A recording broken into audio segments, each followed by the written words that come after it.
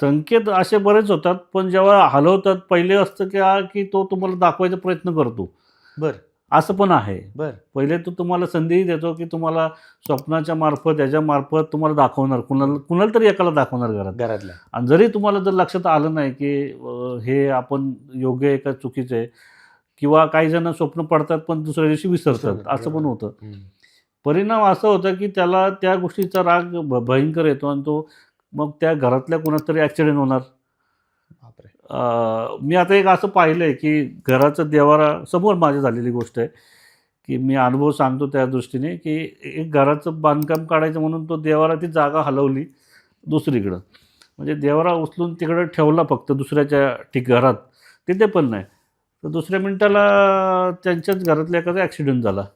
बापरे! एक 10 मिनिटाच्या अंतरावरती. म्हणजे हे प्रसंग असं नाही, की मी ते पाहिलेले आहेत म्हणून सांगतोय. हं. की असं होतं, की ते कुणाचा तरी ॲक्सिडेंट होणार त्यांच्यामध्ये.